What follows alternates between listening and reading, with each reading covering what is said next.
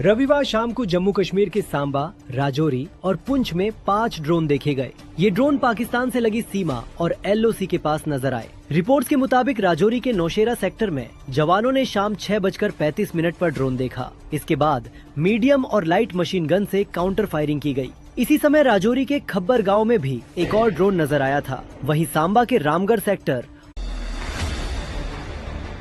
मरीज और परिजन को पीटने के आरोप में निलंबित ASI राजेश मीणा के मामले में सियासी बवाल मचा हुआ है। अपने निलंबन को लेकर ASI ने वीडियो जारी कर बीजेपी विधायक पर गंभीर आरोप लगाए थे। मुझे उसके आदमी ने रुकाया और मेरे साथ 15-20 आदमियों ने अकस्मात इतना गजब का हमला किया कि मेरे सिर पे 4 टाँके लगे, अंगुलियां टूटी हुई है। मीणा ने केकड़ी में 5 जनवरी को अस्पताल के बाहर मारपीट कर पिस्टल से दहशत फैलाई थी। इसके बाद उन्हें निलंबित कर दिया। वो तो आते ही उन्होंने मारपीट शुरू कर दी। यहाँ पीछे लगी हुई है मोरे में और यहाँ मुंह पे भी लगी हुई है। इधर पीड़ित ने CCTV वीडियो भी शेयर किए, जिसमें मीणा ओम प्रकाश की कार में तोड़फोड़ और भागता हुआ नजर आ रहा है। हमारा तो कोई लेना देना नहीं था, हम तो सिर्फ यहाँ दिखाने आए थे। हम जानते भी नहीं थे कि ये कौन है, कहाँ का है। इंस्टाग्राम पर माँ कभी बेटे संग डांस करती, कभी बेटी को गुड़िया की तरह सजाती, मम्मा की है दुलारी।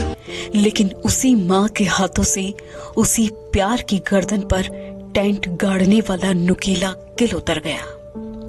कैंसर से जूझ रही संजू ने अपने ही जिगर के टुकड़ों की सांसें रोक दी और फिर पति को फोन कर कहा, मैंने बच्चों को मार दिया है।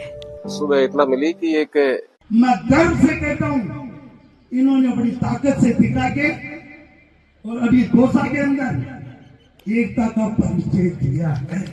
पूर्व विधायक शंकरलाल शर्मा ने ब्राह्मण महासंगम में कहा कि मैं गर्व से कहता हूं, युवाओं ने अपनी ताकत से दौसा के अंदर एकता का परिचय दिया है।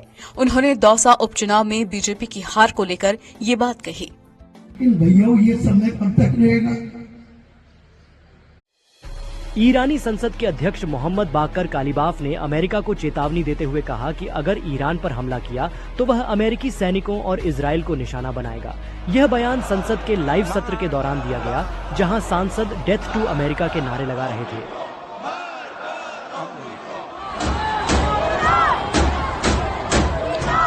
दरअसल ईरान में पिछले 2 हफ्तों से सरकार विरोधी प्रदर्शन जारी है। इसी बीच अमेरिकी अधिकारियों ने राष्ट्रपति डोनाल्ड ट्रंप को ईरान पर संभावित सैन्य कार्रवाई के विकल्पों की जानकारी दी। न्यूयॉर्क टाइम्स के मुताबिक अगर ईरानी सरकार प्रदर्शनकारियों पर सख्ती करती है तो ट्रंप सैन्य कदम पर गंभीरता से विचार। सोमनाथ को ध्वस्त करने की मंशा लेकर आए मजहबी आतताई आज इतिहास के कुछ पन्नों में सिमट कर रह गए। गुजरात दौरे के दूसरे दिन प्रधानमंत्री नरेंद्र मोदी ने सोमनाथ स्वाभिमान पर्व के तहत शौर्य सभा को संबोधित किया। इस दौरान उन्होंने कहा कि सोमनाथ मंदिर को तोड़ने वाले इतिहास के पन्नों में सिमट गए। बार बार मंदिर का स्वरूप बदलने की कोशिश हुई और हमें पढ़ाया गया कि सोमनाथ को लूट के लिए तोड़ा गया था। नफरत, अत्याचार और आतंक का असली क्रूर इतिहास हमसे छिपाया गया। साथियों, हमने धर्म के प्रति ईमानदार कोई भी व्यक्ति। कांग्रेस के वरिष्ठ नेता और पूर्व मंत्री मणिशंकर अय्यर ने ऑपरेशन सिंदूर पर बयान देते हुए कहा कि we should restore statehood to Jammu Kashmir. That will immediately open the door to Pakistan and China. The second thing we should do is that we should not leave Operation Sindoor open-ended, but close it. That's the end. It's over. The third thing we should do कि एक समय એવો આવશે કે મોરબી, જામનગર અને રાજકોટ આ ત્રિકોણ mini Japan બનશે। ત્યારે મારી બહુ મજાક ઉડાયેલી। आज हूँ मारी आंखों सामे हकीकत जोई रहो छो। ये कहना है पीएम मोदी का।